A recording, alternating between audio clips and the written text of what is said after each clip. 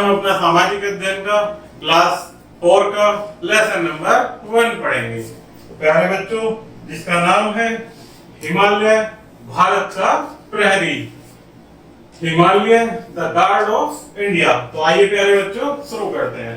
हमारे देश भारत का उत्तरी भाग हिमालय पर्वतमालाओं से सुरक्षित है। यह भारत माता के शीश पर मुकुट के समान सुशोभित हो रहा है, अर्थात मुकुट के समान सज रहा है। इसमें बहुत सी नदियां, पहाड़ियां, पर्वत श्रृंखलाएं, ऊंचे ऊंचे शिखर और वन्य जीव समाहित हैं, अर्थात इसमें समाहित हैं। भारत का विस्तार कश्मीर से कन्याकुमारी तक है, अर्थात भारत का विस्तार कहां तक है? कन्याकुमारी तक, कश्मीर से कन्याकुमारी तक। हिमालय शब्द का अर्थ है हिम प्लस आल्य, अर्थात हिम मीन्स बर्फ और आल्य मीन्स घर, अर्थात बर्फ का घर। इसकी पर्वत श्रृंखलाएं एशिया के उपमहाद्वीप को तिब्बत के पठार से अलग करती हैं, अर्थात इसकी पर्वत श्रृंखलाएं एशिया के उपमहाद्वीप को तिब्बत के पठार से अलग करती हैं। हिमालय और उसकी काराकोरम पर्वत श्रृंखलाएं उत्तर भाग में भारत की पर्वतीय दीवार के रूप में परिलक्षित होती हैं।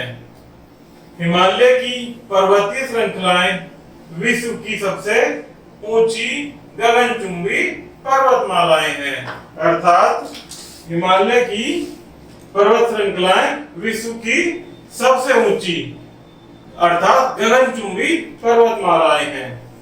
हिमालय अधिकांश चोटियां पूरे वर्ष हिम से आच्छादित रहती हैं, अर्थात हिमालय की अधिकांश चोटियां पूरे वर्ष बर्फ से ढकी रहती हैं।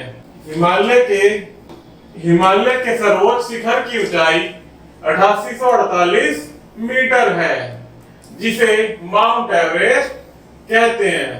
तो प्यारे बच्चों, हिमालय की सबसे ऊंचा शिखर कौन सा है? माउंट एवरेस्ट, जिसकी ऊंचाई 8848 मीटर है। यह पर्वतीय चोटी नेपाल में है। माउंट एवरेस्ट कहां पर है? नेपाल में। भारत का सर्वोच्च शिखर K2 माउंट गॉडविन ऑस्टिन, जिसकी ऊंचाई 8611 मीटर काराकोरम श्रृंखला में जम्मू कश्मीर में है। जो भारत का सबसे ऊंचा शिखर है प्यारे बच्चों, वो कौन सा है हमारा? K2 गॉडविन ऑस्टिन, जिसकी ऊंचाई है 8611 मीटर। ये कहां स्थित है? जम्मू कश्मीर में।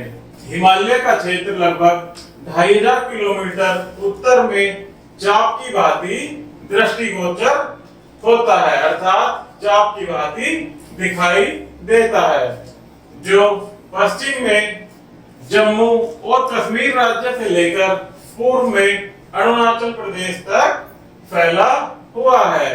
कहां तक फैला हुआ है? जम्मू और कश्मीर राज्य से लेकर अरुणाचल प्रदेश तक फैला हुआ है पूरब में। तथा हिमालय पर्वतमाला की चौड़ाई 150 किलोमीटर से 400 किलोमीटर तक विस्तृत है, अर्थात कितनी चौड़ाई है हिमालय पर्वतमाला की? 150 किलोमीटर से 400 किलोमीटर तक। हिमालय का पश्चिमी भाग संकरा, नीचा और विखंडित भी है, अर्थात संकरा भी है, नीचा भी है और टुकड़ों में विखंडित भी है। यहाँ श्रेणियों को पूर्वांचल एवं उत्तरी पूर्वी पर्वत श्रृंखला कहा जाता है। क्या कहा जाता है प्यारे बच्चों? श्रेणियों को पूर्वांचल एवं उत्तरी पूर्वी पर्वत श्रृंखला भी कहा जाता है। हिमालय की पर्वत श्रेणियों को 3 समानांतर श्रृंखलाओं में विभाजित किया जाता है। कितने भागों में? 3 भागों में। इसमें पहला है महान अर्थात उच्च हिमालय, दूसरा मध्य हिमालय और तीसरा शिवालिक पर्वत श्रृंखलाएं। तो प्यारे बच्चों, पहला पढ़ते हैं हम उच्च हिमालय। यह पर्वतमाला हिमाद्री कहलाती है। क्या कहलाती है? हिमाद्री। उच्चतम हिमालय को क्या बोलते हैं? हिमाद्री, जो उत्तरी भाग में स्थित है। यह भारत के उत्तरवर्ती सीमा पर स्थित है। कहां पर स्थित है? हिमालय के उत्तरवर्ती सीमा पर। विश्व के सर्वोच्च शिखर इसी हिमाद्री क्षेत्र में है। कौन है विश्व का सर्वोच्च शिखर? माउंट एवरेस्ट, जो कि इसी हिमाद्री क्षेत्र में स्थित है। धौलागिरी, नंगा पर्वत, नंदा देवी तथा अन्नपूर्णा की चोटियां पूरे वर्ष बर्फ से ढकी रहती है, क्योंकि वहां अत्यधिक 12 महीने बर्फ पड़ती रहती है, जिस कारण ये चोटियां पूरे वर्ष बर्फ से ढकी रहती हैं। इन हिम नदी से अनेक सदा नीला नदियां निकलती हैं। दो सुप्रसिद्ध हिमनद गंगोत्री और यमुनोत्री हैं। कौन कौन से प्यारे बच्चों प्रसिद्ध दो हिमनदी? गंगोत्री और यमुनोत्री, जिनसे पवित्र गंगा तथा यमुना नदियां प्रभावित होती हैं। कौन कौन सी नदियां प्रभावित होती हैं? गंगा और यमुना। सेकंड देखते हैं प्यारे बच्चों, मध्य हिमालय। ये पर्वत हिमाद्री पर्वतों की भांति उच्च नहीं है, अर्थात ये पर्वत ज्यादा ऊंचे नहीं है। इनकी समुद्र तल से औसतन 4000 से 4500 मीटर तथा चौड़ाई 80 किलोमीटर है। इसमें बहुत सारे दर्रे हैं। इसमें कितने दर्रे हैं प्यारे बच्चों? बहुत सारे दर्रे हैं। इसके कुछ प्रसिद्ध दर्रे नाथुला दर्रा, सिपकिला दर्रा, बोमडिला दर्रा इत्यादि हैं। कौन कौन से प्रसिद्ध दर्रे हैं प्यारे बच्चों? नाथुला दर्रा, सिपकिला दर्रा और बोमडिला दर्रा। दर्रा वह मार्ग है जो पर्वतों से होकर गुजरता है। ये पर्वत घनी वनस्पतियों से ढके रहते हैं, अर्थात अधिक पेड़ पौधों से ढके रहते हैं तथा यहाँ पर वह मार्ग गुजरता है।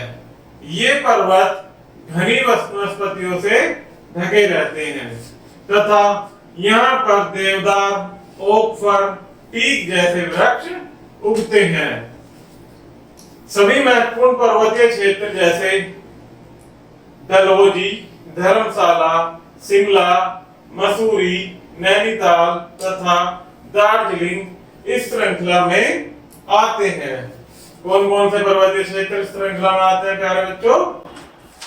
डलहौजी, धर्मशाला, शिमला, मसूरी और नैनीताल। जिम कॉर्बेट राष्ट्रीय उद्यान भी इसी श्रृंखला में स्थित है। जो हमारा जिम कॉर्बेट राष्ट्रीय उद्यान है वो भी इसी श्रृंखला में स्थित है। यहाँ पर सर्दियों में अत्यधिक हिमपात होता है, अर्थात अत्यधिक बर्फ पड़ती है, जो पर्यटकों के आकर्षण का केंद्र है। कुछ प्रसिद्ध धार्मिक स्थल जैसे केदारनाथ तथा बद्रीनाथ भी यहाँ पर स्थित है, जिसके कारण यह पर्यटन का भी एक विशेष केंद्र है। तीसरा आता है प्यारे बच्चों शिवालिक श्रृंखला। बाह्य हिमालय अर्थात उसका बाहरी क्षेत्र। यह हिमालय की दक्षिणी श्रृंखला है। शिवालिक में बहुत सारी पहाड़ियां स्थित हैं जो अधिक ऊंची नहीं है। ये भी मध्य हिमालय की तरह से ज्यादा ऊंची, अर्थात इनके शिखर भी ज्यादा ऊंचे नहीं है। ये पहाड़ियां घने हरे वनों से ढकी हुई हैं, जो बहुत सारे वन्य प्राणियों जैसे तेंदुआ, बाघ, चीतल, सांबर तथा भालुओं का घर है। ये अधिक ऊंची ना होने के कारण और अत्यधिक वनों से घिरे होने के कारण यहाँ पर जंगली जानवरों जैसे तेंदुआ, बाघ, चीता अर्थात और भालुओं का घर है। तराई क्षेत्र।